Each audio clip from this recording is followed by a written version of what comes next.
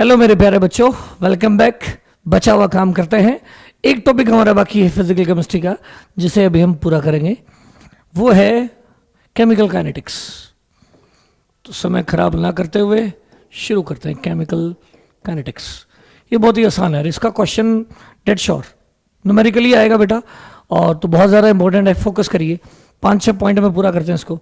Number 1, पहला question ये होता है, इस तरह से रिएक्शन दी होती है 2A, यूं दिया होता है 2A 3B जा रहा है 4C प्लस 5D में। आपसे यूं पूछा जाए कौन कौन घट रहा है, A घट रहा है, B घट रहा है, C बढ़ रहा है, D बढ़ रहा है। कंफर्म है? ये डिसअपियर हो रहा है, ये डिसअपियर हो रहा है, ये अपीयर हो रहा है, ये अपीयर हो रहा है। इसका डिसअपियरेंस होगा, इसका फॉर्मेशन होगा। तो आप बताइए इसको क्या बढ़ेंगे? DA/dt। DA/dt को कहते हैं डेरिवेटिव, रेट ऑफ A। क्या है? Rate of disappearance of A. Minus लगा दिया तो रेट ऑफ डिसअपियरेंस। एक बात समझना, यहां ए घट रहा है, ए घट रहा है तो DA/dt आएगा नेगेटिव, जैसे -2 है। तो अगर मैं दोनों साइड माइनस लगा दूं तो ये आंसर क्या हो जाएगा? पॉजिटिव हो जाएगा। पर अगर ये माइनस ना लगाऊं तो ये आंसर पॉजिटिव नहीं नेगेटिव है। यस और नो? अब ये पॉजिटिव आंसर है। तो ये है rate of disappearance of A. ये क्या है बताइए जरा? Rate of disappearance of B. ये क्या है? Rate of formation of C. ये क्या है? Rate of formation of D. अब जरा आप मुझे बताइए, क्या ये चारों बराबर है? आप ध्यान से देखेंगे, जब ये 2 खत्म होते हैं तो ये 3 खत्म हो रहे हैं, ये 4 बन रहे हैं और ये 5 बन रहे हैं। मतलब ये वाली चीज आपस में बराबर नहीं है, क्योंकि जब ये 2 डिक्रीज हो रहा है तो ये 3 हो रहा है, और ये 4 हो रहा है, और ये 4 बन रहा है और ये 5 बन रहा है। ये आपस में बराबर नहीं है। तो अगर मैं कहूं 2 और 3 बराबर है, आप कहोगे नहीं है सर। मैंने कहा बराबर करके दिखाओ। तो 2 को 2 से डिवाइड कर दो, 3 को 3 से डिवाइड कर दो, तो ये आपस में क्या हो जाएंगे? बराबर हो जाएंगे। उसी तरह अगर मैं आपसे कहूंगी आप इनको क्या करके दिखाएं, इक्वल करके दिखाएं, तो इक्वल कर रहे हैं तो ए के कोफिशिएंट को, ए के डिसअपियरेंस को 2 से डिवाइड कर दो, और बी के डिसअपियरेंस को 3 से डिवाइड कर दो। अब ये दोनों आपस में बराबर हो जाएंगे। इसी तरह ये 4 बन रहा है तो इसको 4 से डिवाइड कर दो, अब ये भी बराबर हो जाएंगे। ये 5 बन रहा है तो इसको 5 से डिवाइड कर दें, ये भी बराबर हो जाएगा। और अब जो आंसर आएगा उसे कहेंगे rate of reaction. Rate of reaction, इसका मतलब ये निकला कि अगर हमें कभी भी रेट ऑफ रिएक्शन चाहिए, रेट ऑफ रिएक्शन चाहिए, तो जो डिसअपीयरेंस या फॉर्मेशन दिया हो उसको कोफिशिएंट से डिवाइड कर देना, तो आपको रेट मिल जाएगा। और अगर आपको ये चाहिए तो कोफिशिएंट से मल्टीप्लाई कर देना। एग्जाम्पल के तौर पे मैंने कहा इस रिएक्शन का रेट x है, इस रिएक्शन का रेट x है, तो what is disappearance of a? Rate x है, x है, कोफिशिएंट से मल्टीप्लाई। अगर रेट गिवन है, इस रिएक्शन का रेट x है, तो what is rate of disappearance of a? 2x। Rate of disappearance of b 3x, rate of formation of C 4x, rate of formation of D 5x। उल्टा question, अगर मैं इनमें से rate of disappearance of B बता देता हूं, rate of disappearance of B y है, rate of disappearance of B y है, what is rate? y/3। Rate of disappearance of A z है, z है, what is rate? z/2। Rate of formation of C W है, what is rate? W/4। Rate of formation of D T है, तो what is rate of reaction? T/5। Yes और no? चलिए, इसी में अगली बात का मुझे जवाब दें। अगर मैं ये कह दूं कि इसका रेट ऑफ डिसअपीयरेंस अल्फा है, डिसअपीयरेंस अल्फा है, what is rate? Rate is α/3। Rate is α/3। What is disappearance of A? 2α/3। What is formation of C? 4α/3। What is formation of D? 5α/3। उम्मीद है ये पहला पॉइंट आपको अच्छे से समझ आ गया होगा। Point number 1। Point number 2, rate लो। इस पर डेफिनेट सवाल है। किसी भी रिएक्शन A+2B जा रहा है प्रोडक्ट्स में, अगर मैं पूछूं आपसे कि इस रिएक्शन का रेट बताइए, तो रेट क्या होगा? रेट बराबर होगा K कांस्टेंट इंटू A की पावर सम नंबर, और वो नंबर आप डायरेक्टली नहीं बता सकते, लैब में एक्सपेरिमेंट करके पता करना पड़ता है। अभी बताऊंगा कैसे। तो A की पावर कुछ आएगा अल्फा, बी की, और वो अल्फा 1 होना जरूरी नहीं है, वो 1 हो सकता है पर 1 होना जरूरी नहीं है। और बी की पावर कुछ आएगा जिसे मैं कहूंगा बीटा, वो बीटा 2 होना जरूरी नहीं है पर वो 2 हो भी सकता है। तो rate of reaction is directly proportional to product of concentration of reactant each raise to some power which are decided experimentally, and this fact is known as rate law. मैं एक बार फिर बोलता हूं, rate of any reaction is directly proportional to product multiply product of concentration of reactants each raised to some power which are decided experimentally, and these powers are called order with respect to A, order with respect to B, and alpha plus beta is overall order. overall order उसे कहते हैं N। अगली बात, इसके का नाम क्या है? रेट कांस्टेंट और specific rate of reaction, rate constant और स्पेसिफिक रेट ऑफ रिएक्शन। अगली बात, अगर मैं आपसे पूछूं कि के का क्या होगा अगर मैं ए और बी को बढ़ा दूं, अगर मैं ए या बी को बढ़ाऊं या घटाऊं, तो ए को बढ़ाने से रेट बढ़ जाएगा और ये रेशो फिक्स रहेगा। मतलब के जो है, सबसे गजब बात, के इंडिपेंडेंट है ए की कंसंट्रेशन से एंड बी की कंसंट्रेशन से, उसका कोई लेना देना नहीं है, इंडिपेंडेंट है concentration of A and B. अब अगला सवाल उठेगा, सर किस पे डिपेंड करता है? हम चर्चा करेंगे किस पे डिपेंड करता है, लेकिन ए की कंसंट्रेशन को डबल, बी की कंसंट्रेशन को डबल करने से रेट पे कोई फर्क नहीं पड़ेगा। उम्मीद है आप ये बात समझ गए होंगे। अगर मैं पूछूं के की यूनिट्स क्या होंगी, के की यूनिट, तो रेट की यूनिट होती है मोल पर लीटर, दैट इज कंसंट्रेशन बटा में क्या, रेट, कंसंट्रेशन बटा में टाइम, तो कंसंट्रेशन बटा में टाइम। और यहां क्या होगा, कंसंट्रेशन की पावर कंसंट्रेशन की पावर अल्फा, कंसंट्रेशन की पावर बीटा, कंसंट्रेशन की power alpha plus beta, that is concentration की power n, that is net answer हो गया कंसंट्रेशन की power 1 minus n into t की पावर -1। ये जनरल फार्मूला हो गया। कंसंट्रेशन किस पे लिखते हैं, मोल पर लीटर, मोल लीटर, उसकी पावर 1 माइनस एन, टाइम किस पे लिखते हैं, सेकंड, सेकंड माइनस 1। मैंने कहा जीरो ऑर्डर है, जीरो ऑर्डर है, के की यूनिट बताओ, जीरो ऑर्डर में के की यूनिट यहां रख दो, मोल लीटर -1 सेकंड -1, और यही है रेट की। अगर जीरो ऑर्डर रिएक्शन है, ये दोनों 0 0 है, तो के और आर बराबर हो जाएगा। तो अगर रेट और रेट कांस्टेंट बराबर है, अगर रेट और रेट कांस्टेंट बराबर है तो ऑर्डर रिएक्शन का जीरो ऑर्डर है। तो अगर रेट की यूनिट और रेट कांस्टेंट की यूनिट सेम है तो रिएक्शन जीरो ऑर्डर की है और के की यूनिट मोल पर लीटर सेकंड -1 होगी। और अगर रिएक्शन फर्स्ट ऑर्डर है तो के की यूनिट क्या आएगी, फर्स्ट ऑर्डर अगर है, फर्स्ट ऑर्डर है तो यहां रखो 1 1 1 1 माइनस 1 0, दैट इज आंसर होगा सेकंड -1। अगर रिएक्शन सेकंड ऑर्डर है, सेकंड ऑर्डर है तो के की यूनिट क्या आएगी, 1 minus 2, that is -1, that is mole -1 litre plus 1 second -1। अब ध्यान दे, सेकंड -1 तो हमेशा ही है, तो अगर केवल सेकंड -1 यूनिट है, केवल सेकंड -1 यूनिट है तो फर्स्ट ऑर्डर है। अगर रेट वाली यूनिट है, mole litre -1, mole litre -1 second -1, rate वाली यूनिट है तो जीरो ऑर्डर है। अगर मोल में -1 हो जाए और लीटर में +1 हो जाए तो सेकंड ऑर्डर है। जी लगा के इसको याद कर लेना। कई बार आपसे क्वेश्चन ऐसे पूछ लेगा कि के बराबर है 2 × 10⁻³ मोल -1 लीटर +1 सेकंड -1, बताओ ऑर्डर क्या है। तो सोचने की जरूरत नहीं है बेटा, यहां -1 है तो सेकंड ऑर्डर है। अगर ये मैं ये लिख दूं, अब ये सवाल पूछूं तो ये फर्स्ट ऑर्डर है, फर्स्ट ऑर्डर है। और अगर मैं रेट कांस्टेंट की यूनिट ये लिख दूं, मोल लीटर -1 सेकंड -1, रेट वाली यूनिट लिख दूं, रेट वाली यूनिट लिख दूं, तो ऑर्डर कौन सा है, जीरो है। बोलिए बात समझ आया कि नहीं आया? आ गई तो अगली बात सुनिए, अगर आ गई है तो। बात नंबर 3 है, आपको सर रेट लो बनेगा कैसे? आपको एक डाटा दिया होगा बेटा, ऐसे टेबल A B और यहां लिखा होगा रेट, ठीक है, जल्दी जल्दी देखो, यहां लिखा होगा A 2, मैं एग्जांपल ले रहा हूं काल्पनिक, 2 3, और रेट दे दिया आपको मान लो 4, ठीक है। अब कर देगा, अब एक एक्सपेरिमेंट 1 लिखेगा, यहां लिख देगा एक्सपेरिमेंट नंबर 2, अब एक को छेड़ देगा, इसको डबल कर दिया, इसको एज इट इज रखा और इसको लिख देगा 8।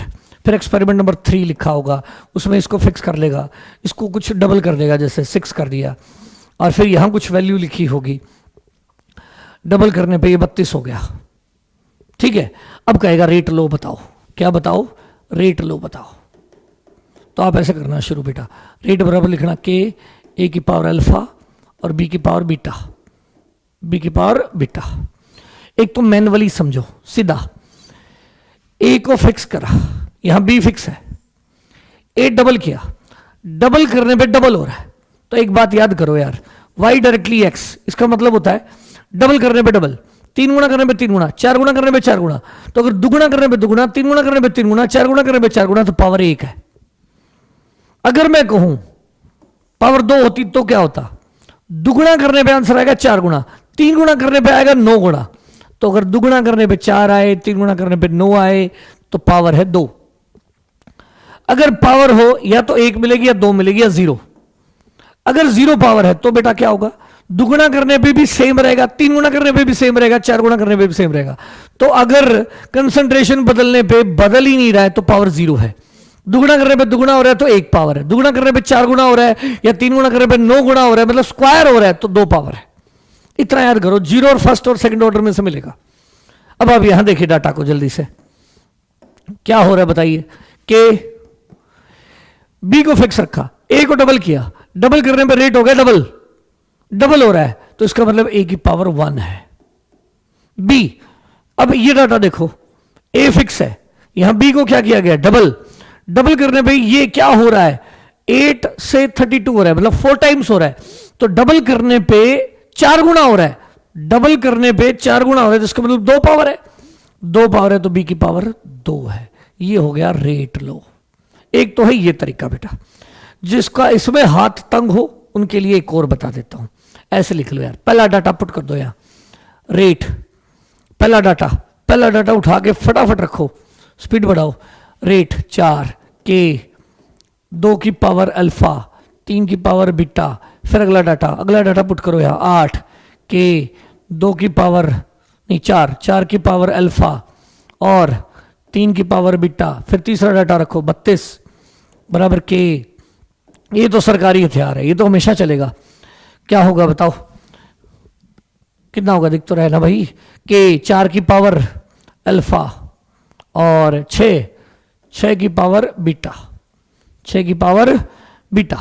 अब आप इनको डिवाइड कर ले, पहली दूसरी को डिवाइड करा, 1/2 बराबर ये कट गया, 1/2 की पावर अल्फा, उसका मतलब अल्फा 1 है।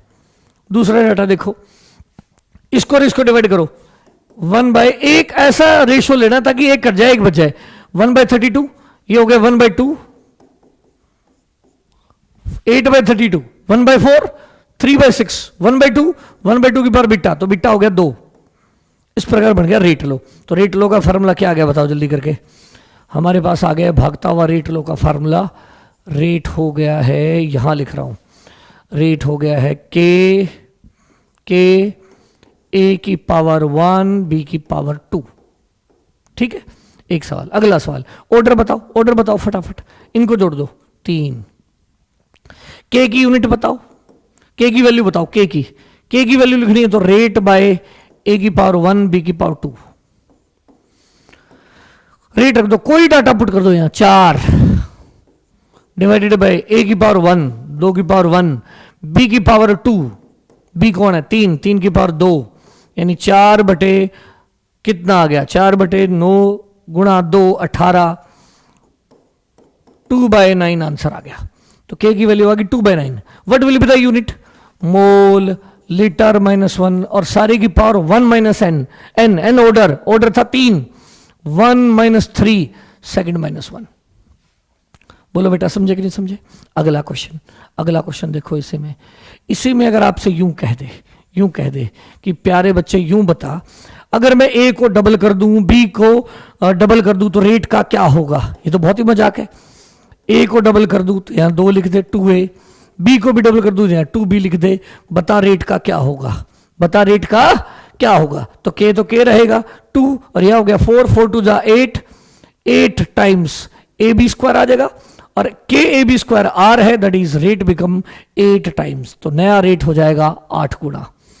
अगर मैं कह दूं कि मैंने ए और बी का वॉल्यूम आधा कर दिया, वॉल्यूम आधा करना याद करो बेटा, वॉल्यूम आधा मतलब कंसंट्रेशन डबल, वॉल्यूम तीसरा हिस्सा मतलब कंसंट्रेशन 3 गुना, तो वॉल्यूम आधा करने का मतलब भी है ये भी दुगुना 2 और 2 की पावर 2 4 4 दूनी 8, rate become 8 times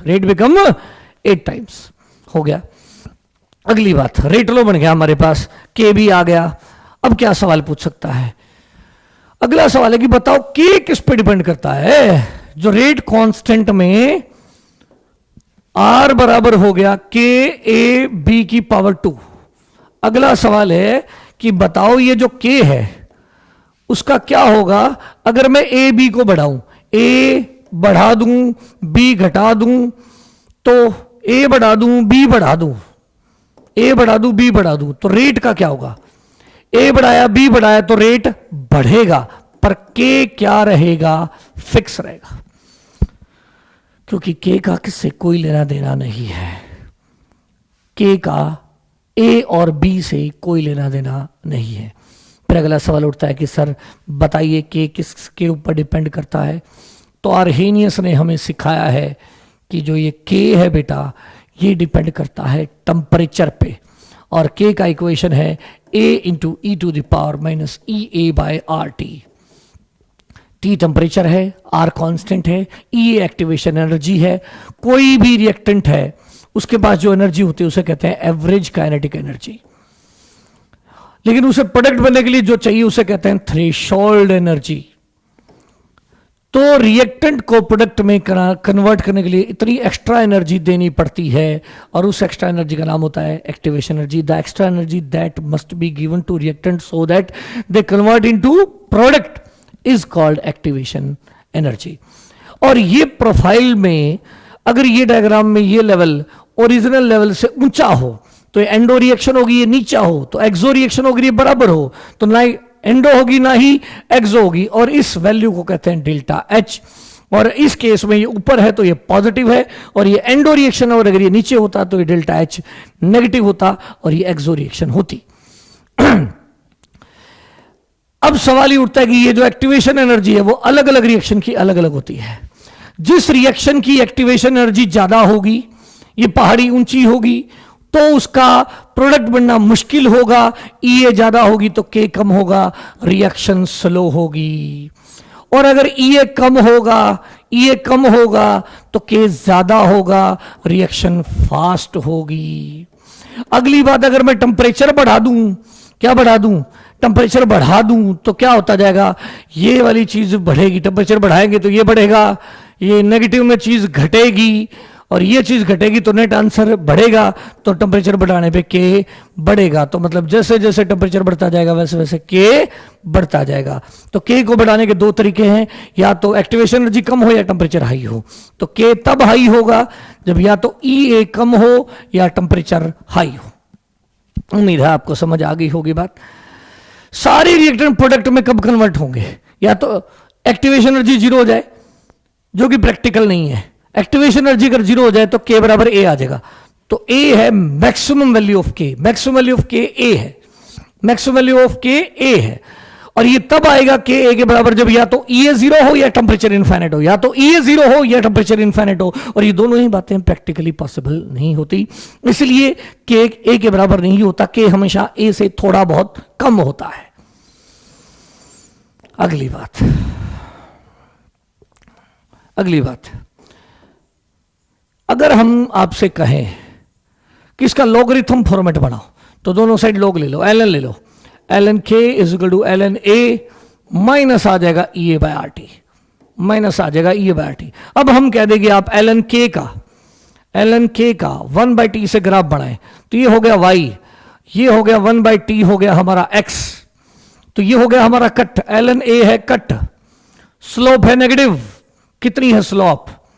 E A by r minus E A by r slope है, minus E A by r slope है। लेकिन अगर मैं यहां लॉग कर दूं तो 2.303 लॉग के, और यहां 2.303 लॉग ए, तो लॉग के लिखेंगे और फिर 2.303 से डिवाइड कर दे, लॉग के बराबर आएगा log A minus E A by 2.303 R into 1/t। तो अगर यही ग्राफ किसके बीच में हो, एल एन के की बजाय लॉग के और 1/t में हो, तो स्लोप होएगी ई ए बाय 2.303 आर। कई बार बिल्कुल धार्मिक क्वेश्चन पूछ लेता है। कैसे धार्मिक पूछ लेता है? ऐसे देखिए, जैसे मैं बता रहा हूं, इस इक्वेशन की शक्ल लिख देगा यूं, 2 into E to the power minus 500/t। कहेगा बताओ ए बताओ और ए बताओ, तो ये कंपेयर कर दो बेटा, ए 2 है, ए 2 है, और ये भी कंपेयर कर दो, ई ए बाय आर टी बराबर 500 बाय टी है, टी से टी कट जाएगा, ई ए बराबर आ जाएगा 500 आर। इतना लिखाओगे तो भी नंबर देगा अगला। कई बार नीचे वाली इक्वेशन से क्वेश्चन बना देता है, नीचे वाली इक्वेशन से, तो दोनों फॉर्मेट याद रखें आप। नीचे वाली से ऐसे लिख देगा, लॉग के बराबर है 3 गुणा 10 की पावर 5 माइनस 500 बाई टी। कहेगा ए बताओ और ई ए बताओ, तो ये कंपेयर करो यहां से, लॉग ए बराबर होगा 3 गुणा 10 की पावर 5, और बस यहां इतना लिख देना, ए बराबर है एंटी लॉग ऑफ 3 गुणा 10 की पावर 5, काफी है। 500 बाई टी किसके बराबर लिखोगे, 2 ई ए बाय 2.303 आर टी, टी से टी कट जाएगा तो ई ए की वैल्यू आ जाएगी 2.303 आर इंटू 500, और आर की वैल्यू रखना 8.314, और फिर ये आंसर आएगा जूल में, उसको 1000 से डिवाइड करना, ऑप्शन होगा किलो जूल में, किलो जूल में। बोलो मेरी बात समझे कि नहीं समझे? अगर समझ गए हो तो अगली बात देखो, अगर आपसे कह दे कि टी जब T1 था तो K1 था, तो जब T को कर दूंगा T2 तो K हो जाएगा K2, तो बताओ K1 K2 में बनाओ रिलेशन, तो हम ऐसे लिखेंगे, log K बराबर अभी भी लिखा हमने क्या था, log A minus E A by 2.303 R T था, तो K की जगह रखा K1, तो T की जगह रखा T1, तो जब मैं K की जगह रखूंगा K2 तो log A ही रहेगा। टेम्परेचर से K बदलता है, A नहीं बदलता, टेम्परेचर से K बदलता है, A नहीं बदलता, minus E A by 2.303 R T 2। अब इसमें से ये माइनस कर देंगे, सेकंड में से फर्स्ट माइनस, तो आ जाएगा log K2 by K1, log K2 by K1, ये हट जाएगा, इसमें से माइनस करेंगे तो ये प्लस हो जाएगा, e A by 2.303 are common आ जाएगा, और इनटू आ जाएगा 1 by T1 minus 1 by T2। Most important question. आपको कि सवाल कैसे आएगा सर, सवाल कैसे आएगा? आपसे कहेगा कि टेम्परेचर को 20 डिग्री से 20 डिग्री में पुट नहीं करना है, केल्विन में, 20 प्लस 273, 20 प्लस 273, 20 प्लस 273, 20 डिग्री से 30 डिग्री कर दिया, तो 30 डिग्री नहीं रखोगे यहां, 30 प्लस 273, सोल्व तुम कर लेना, 30 प्लस 273, 20 डिग्री से 30 डिग्री करने पे रेट ऑफ रिएक्शन क्वाड्रपल हो गया, रिएक्शन का रेट 4 गुना हो गया। रिएक्शन का रेट 4 गुना हो गया मतलब पहले के था तो बाद में के 4K हो गया, और के से के कट गया, और log 4 की वैल्यू रख देंगे 2 log 2, 2 log 2, और आगे ये वैल्यू log 2 0.3, 2 इंटू 0.3, आर की value 8.314। Find activation energy, find activation energy, ये सीधा सवाल आएगा बेटा, फार्मूला लगा देना। अगली बात आपसे कहेगा कि आप इंटीग्रेटेड इक्वेशन लिखिए, जीरो ऑर्डर और फर्स्ट ऑर्डर की इंटीग्रेटेड इक्वेशन लिखिए। जमा ही मजाक है बेटा, जीरो ऑर्डर और फर्स्ट ऑर्डर की इंटीग्रेटेड इक्वेशन लिखिए। जीरो ऑर्डर में देखिए, ए जाता है प्रोडक्ट में, ये जीरो ऑर्डर है, तो इसका डेरिवेटिव फॉर्मेट लिखो, minus D A by D T बराबर होगा के गुणा ए की पावर 0। ये है जीरो ऑर्डर। और अगर मैं कहूं ए जा रहा है प्रोडक्ट में, ये है फर्स्ट ऑर्डर, तो इसका डेरिवेटिव फॉर्मेट क्या होगा, minus D A by D T बराबर है के ए की पावर 1। यही डेरिवेशन है बेटा, ये बहुत इंपॉर्टेंट है, याद कर लेना, दोनों करा रहा हूं साथ के साथ। तो minus D A by D T किसके बराबर हो गया भाई, के बराबर हो गया, ए की पावर 0 हो गया। तो माइनस डी ए किसके बराबर हो गया भाई, के डी टी, दोनों साइड मार दो इंटीग्रेशन, डी ए कंडीशन हो गया ए की लिमिट ए नोट से लेकर ए तक, के बाहर आ गया, D T condition T, limit होगी 0 से लेकर टी तक।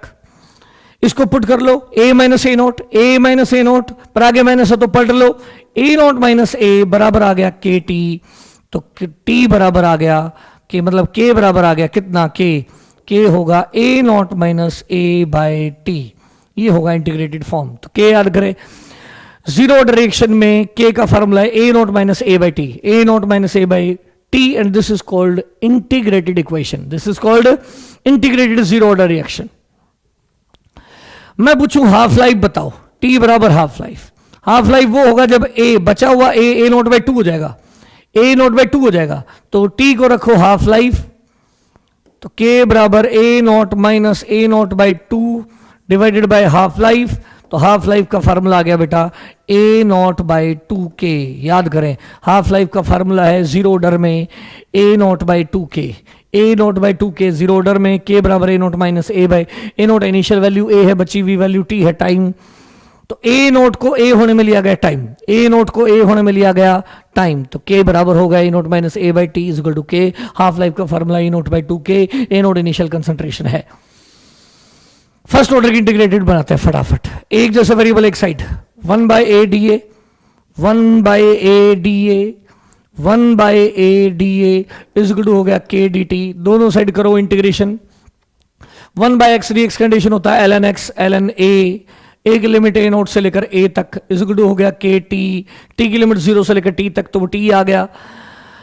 लिमिट पलट लो, एल एन ए से ए नॉट बराबर हो गया के टी, पुट करो L N A naught by A आ जाएगा, this by this L N A naught by A is equal to आ जाएगा के टी। तो इक्वेशन बन गई, लॉग को एल एन को लॉग में कन्वर्ट करो तो के टी बराबर है 2.303 log A naught by A. Most important numerical, इस पे 100% आएगा सवाल।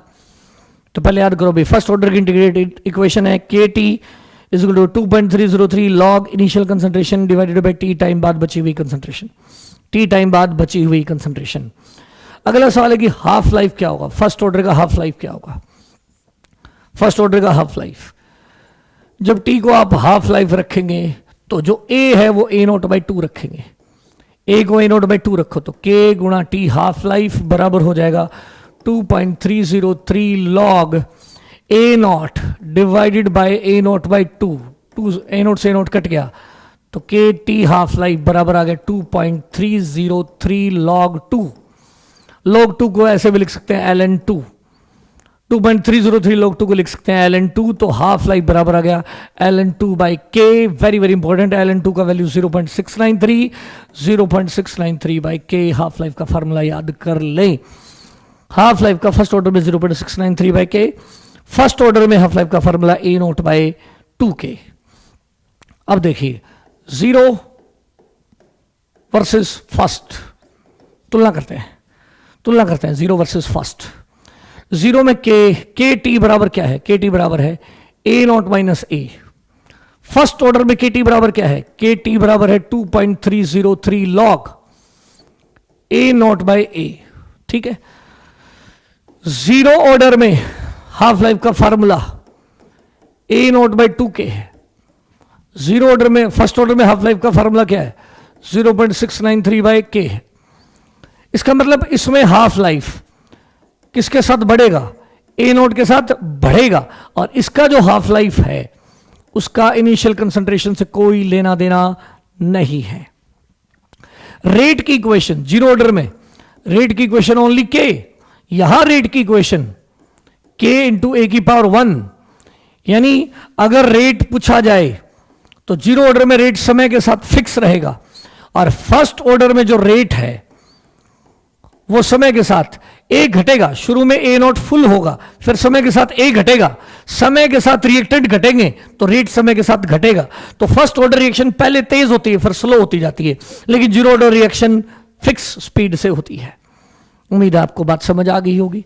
अगला इस पे सवाल, मैं कहता हूं शुरू में के दे रखा आपको, इनिशियल कंसंट्रेशन 50 है और के दे रखा हाफ लाइफ बताओ, हो गया जी। मैं कह दूं कि 50 मोल पर लीटर कंसंट्रेशन थी, फिर 30 मोल पर लीटर हो गई, के इतना है तो टाइम बताओ। 50 थी 30 हो गई, टाइम बताओ, के गिवन है, हो जाएगा सर।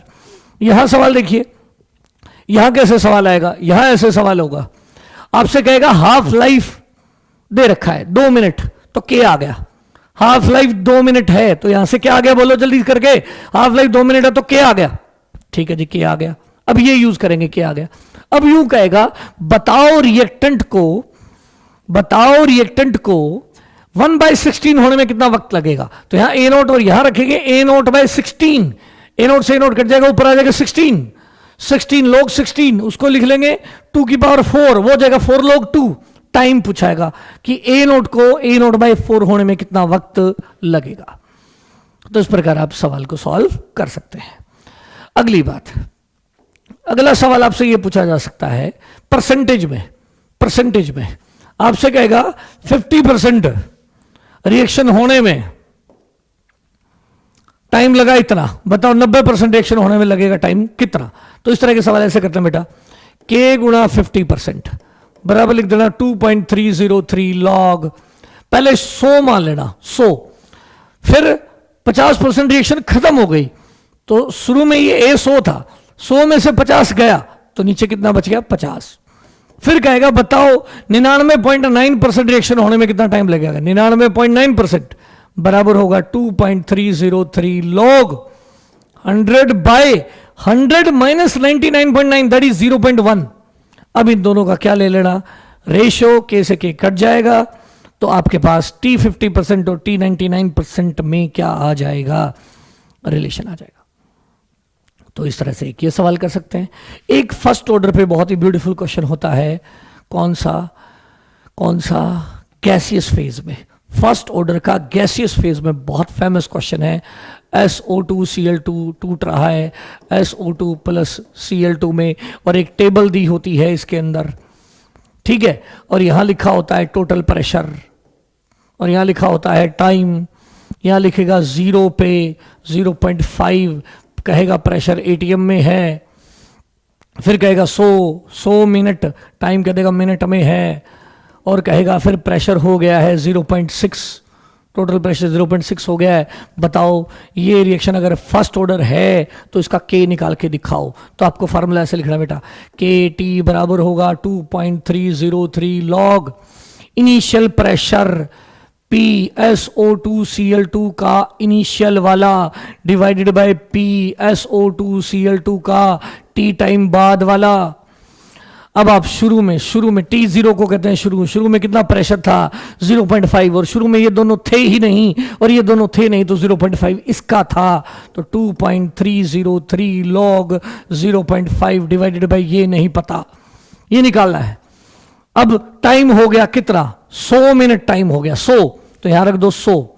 अब ये निकालना पड़ेगा नीचे वाला, ये कैसे निकलेगा बेटा, SO2Cl2 टूट रहा है SO2 प्लस Cl2 में, ठीक है, ये 0.5 था, ये 0.0 था, फिर 0.5 में से x टूट गया तो ये x बन गया और ये x प्रेशर बन गया, तो टोटल प्रेशर होगा इसका सम, पहले लिख लेना इनिशियल ये 0.0, फिर तोड़ देना, फिर इन सारों को जोड़ देना, तो टोटल प्रेशर आ जाएगा 0.5 minus x plus x cut गया 0.5 प्लस x और टोटल की वैल्यू दे रखी है 0.6, तो 0.6 SO2Cl2 का नहीं है, वो टोटल है, तो यहां 0.6 रख देंगे तो x आ जाएगा 0.1 और वो 0.1 उठा के यहां रख देंगे। अब इसको सॉल्व कर देंगे और हमें मिल जाएगा K, that is very very important question. और K आ गया, अब फिर सवाल पूछेगा, K आ गया तो कहेगा बताओ इनिशियल रेट क्या है, K गुणा इनिशियल प्रेशर, K गुणा इनिशियल प्रेशर और इनिशियल प्रेशर है 0.5, फिर कहेगा 100 मिनट पे रेट बता, तो K तो हमारा आ ही चुका है, K हमने यहां से निकाल रखा है, तो K गुणा 100 टाइम पे इसका प्रेशर SO2Cl2 का प्रेशर और 100 टाइम पे SO2Cl2 का प्रेशर, देखो ध्यान से 0.5 माइनस 0.1, सॉरी 0.1 माइनस करेंगे ना, x आया 0.1 तो x थोड़े पुट करेंगे SO2Cl2 का, तो 0.4 आएगा बेटा, सॉरी 0.4। अब कहेगा 100 मिनट पे प्रेशर बताओ तो ये वाली वैल्यू रख देना, शुरू वाला बताओ तो ये रख देना और 100 मिनट पे बताओ तो ये 0.4 रख देना, ये आ जाएगा 100 मिनट पे रेट, ये आ जाएगा इनिशियल रेट। ये बहुत गजब वाला क्वेश्चन है जो आपको याद रखना चाहिए। अगली बात, सूडो फर्स्ट ऑर्डर रिएक्शन, ऐसी रिएक्शन जो देखने में, जो रियल में तो फर्स्ट ऑर्डर नहीं होती लेकिन under some condition they behaves like first order reaction, such reaction are called pseudo first order reaction. ये बात हो गई। और आप क्या ध्यान कर सकते हैं, बेसिक्स के किस पे डिपेंड करता है, होली बात, ऑर्डर एंड मॉलिक्यूलैरिटी, ऑर्डर वर्सेस मॉलिक्यूलैरिटी, मॉलिक्यूलैरिटी क्या होता है, ऑर्डर एक्सपेरिमेंटली डिसाइड होता है ये थ्योरेटिकल होता है। Sum of concentration of reactant in the rate law is order, number of molecule that collide with each other A+2B product बना, तो हम कहेंगे मॉलिक्यूलैरिटी 3 है। तो जितने मॉलिक्यूल टक्कर मारे प्रोडक्ट बनाने के लिए वो मॉलिक्यूलैरिटी है। रेट लॉ में जो रिएक्टेंट की पावर है वो ऑर्डर है। ये 0 भी हो सकता है, फ्रैक्शन में भी हो सकता है, पॉजिटिव होता है जनरली, लेकिन कभी कभार नेगेटिव भी हो सकता है, लेकिन ये फ्रैक्शन नहीं हो सकता, ये 0 भी नहीं हो सकता, और ये नेगेटिव तो बिल्कुल भी नहीं हो सकता। ये थ्योरेटिकली डिसाइड होता है, ये एक्सपेरिमेंटली डिसाइड होता है। ये हर तरह की रिएक्शन के लिए होगा, मतलब जो मल्टी स्टेप है उनके लिए भी, मल्टी स्टेप में भी ऑर्डर निकलेगा, लेकिन जो मॉलिक्यूलैरिटी होती है वो एलिमेंट्री रिएक्शन की होती है। एलिमेंट्री बोले तो जो रिएक्शन सिंगल स्टेप में होती है, केवल मॉलिक्यूलैरिटी उनकी निकलती है जो सिंगल स्टेप में होती है, और जो सिंगल स्टेप में होती है उन्हें क्यों कहते हैं हम एलिमेंट्री रिएक्शन। तो मॉलिक्यूलैरिटी केवल एलिमेंट्री रिएक्शन की बताई जाती है, लेकिन ऑर्डर एलिमेंट्री और कॉम्प्लेक्स दोनों रिएक्शन का बताया जाता है। और कॉम्प्लेक्स वो रिएक्शन होती है जो एक से ज्यादा स्टेप में कंप्लीट होती है। एक दो आप जीरो ऑर्डर और फर्स्ट ऑर्डर के एग्जांपल याद करें, और ये ध्यान रखें कि रेडियो एक्टिविटी जो होती है, रेडियो एक्टिविटी मतलब जो न्यूक्लियस अपने आप टूटते रहते हैं, वो हमेशा फर्स्ट ऑर्डर रिएक्शन होती है। ये बहुत इंपॉर्टेंट बात है, और इस पर कई बार यूं सवाल पूछ लेता है। एक्सपोनेंशियल फॉर्मेट भी याद होना चाहिए आपको। एक गजब बात कि ये था logarithm form, log A0 by A 2.303 log A0 by A। अगर मैं इसको एक्सपोनेंशियल फॉर्मेट में कन्वर्ट करूं तो आंसर आएगा A बराबर A0 e to the power minus KT। ये एक्सपोनेंशियल फॉर्मेट है, याद हो गया। अब इस पे कई बार एक सवाल यूं पूछ लिया जाता है कि इस पे यहां कंसंट्रेशन हो तो कंसंट्रेशन रख देना, मास भी रख सकते हो M0 by M। मास यूं कह दे कि एक यूरेनियम का सैंपल था, स्ट्रोंशियम का सैंपल था, बॉडी के अंदर चला गया 2 माइक्रोग्राम, बताओ 10 साल बाद कितना होगा। हाफ लाइफ दे रखा है, हाफ लाइफ से K आ जाएगा, हाफ लाइफ रख के K 0.693 बाय K करके 0.693 बाय हाफ लाइफ करके K आ जाएगा। फिर कहेगा 10 साल बाद अगर बॉडी में कितना बचेगा, कितना बचेगा, कितना मास बचेगा। मैं इस सवाल को रिपीट करता हूं, बेटा ध्यान से सुनो। KT बराबर 2.303 लॉग, अगर मास में बातें हो रही हैं तो M0 बाय M रख लो। कहेगा एक बच्चे की बॉडी में स्ट्रोंशियम चला गया 2 माइक्रोग्राम, 2 माइक्रोग्राम, बताओ 10 साल बाद उसकी बॉडी में कितना मास रह जाएगा। अगर हाफ लाइफ दे रखा है तो हाफ लाइफ है तो 0.693 बाय हाफ लाइफ दे रखा है 50 साल, तो भी यहां से क्या आ जाएगा, M आ जाएगा। एक तरीका। एक बात और बताता हूं इसमें, एक आप ऐसे भी कर सकते हैं, A बाय A0 की कोई वैल्यू पूछे, बची हुई वैल्यू डिवाइडेड बाय इनिशियल, ये होता है 1/2 की पावर n, 1/2 की पावर n, और n होता है given time bye half life, given time bye half life. Example के तौर पर मैं कह दूं, एक रेडियो एक्टिव सैंपल है, उसका कितना परसेंट बचेगा 5 साल बाद, कितना परसेंट बचेगा अगर हाफ लाइफ 50 साल है, हाफ लाइफ 50 साल है, हाफ लाइफ 50 साल है, तो बताइए एक रेडियो एक्टिव सैंपल का बची हुई वैल्यू बाय ओरिजिनल, ये होता है फ्रैक्शन, कितना परसेंट बचेगा 1/2 की पावर n, n है given time bye half life that is 50, तो 2, ये इतना फ्रैक्शन बचेगा, तो कितना आ गया ये 1/10 दैट इज 0.1 हो गया। परसेंटेज पूछे तो इनटू 100 कर देना, इसको कैलकुलेट कर रहे हैं, इजी डाटा दिया होगा, आप जो बड़े आराम से सॉल्व हो जाएगा। समझ गए एक सवाल। दूसरा एक इस तरह का सवाल होता है जो तुम्हारे सैंपल पेपर में डाला हुआ है कि 2 रेडियो एक्टिव सैंपल हैं, दोनों की अलग अलग हाफ लाइफ दे रखी है। 2 रेडियो एक्टिव सैंपल हैं तो उनकी अलग अलग हाफ लाइफ दे रखी है, तो उनकी अमाउंट का रेशो बताना है 10 साल बाद। तो A1 बाय A2 किसके बराबर होगा बताओ, A1 बाय A2 बराबर होगा A0 1 बाय A0 2 बराबर होगा E की पावर माइनस पहला रेडियो एक्टिव सैंपल का हाफ लाइफ अलग है K1T डिवाइडेड बाय E की पावर माइनस K2T, और ये ऊपर ले जाओ, ये ऊपर ले जाओ तो ये प्लस K2T हो जाएगा, प्लस K2T हो जाएगा। और इसमें से A1/A2 बराबर होगा A01 by A02 is equal to E to the power K2 common आ जाएगा, सॉरी T कॉमन आ जाएगा, T कॉमन आ जाएगा, और अंदर बचेगा K2 minus K1 into T। अब आप इसको जब सॉल्व करेंगे तो बहुत सुंदर चीज निकाल सकते हैं आप। K2 को क्या लिखेंगे, ln2 bye half life, K2 को रखेंगे ln2 बाय T2, इसको रखेंगे ln2 बाय T1। अब ln2 कॉमन आ जाएगा, यहां से ln2 कॉमन आ जाएगा, तो यहां क्या बचा बताइए, ln2 बाहर आ गया।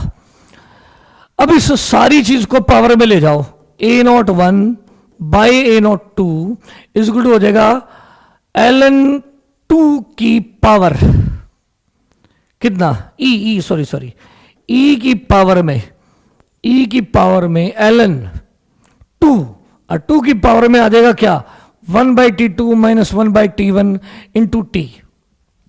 ये मैथ का फॉर्मेट लगा दिया बेटा मैंने, ये सारा उठा के ऊपर ले गया। और लोग में ना जो पावर होती है वो आगे आ सकती है, तो जो आगे हो तो उसे ऊपर भी ले जा सकते हैं, और ई और ln कट जाएंगे तो आंसर सुंदर सा बन जाएगा, ये हट जाएंगे और आंसर बचेगा 2 की power 1/T2 minus 1/T1 into given time.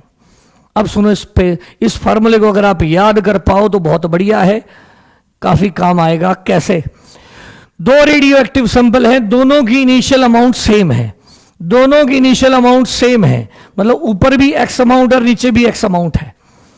जो सैंपल पेपर वाला क्वेश्चन है वो बोल रहा हूं, दोनों की इनिशियल अमाउंट सेम है। बताइए A1 और A2 का दोनों की अमाउंट का रेशो कितना होगा 10 साल बाद, 10 साल बाद। अगर पहले की हाफ लाइफ 16 साल है, पहले की हाफ लाइफ 12 है, दूसरे की हाफ लाइफ 16 है, तो यहां 16 और यहां 12 गिवन है, ये काट देना और रेशो आ जाएगा। तो इस प्रकार बेटा मैंने लगभग सारे टॉपिक्स को कवर करने की कोशिश की है जिन पे न्यूमेरिकल बन सकता है, तो आप इन पे पूरा दिल लगा के थोड़ा सा प्रयास करें और मन लगा के पढ़ें। Thank you. इसके अलावा अगर आपको कोई भी डाउट हो, आपको लगता हो कि सर ये टॉपिक थोड़ा सा जल्दी से बोल दें या उसमें कुछ इंपॉर्टेंट क्वेश्चंस बता दें, तो आप मुझे कमेंट में मैसेज कर सकते हैं, मैं उसको जरूर अगली वीडियो में शामिल कर लूँगा। Thank you, best of luck, अच्छे से तैयारी करें।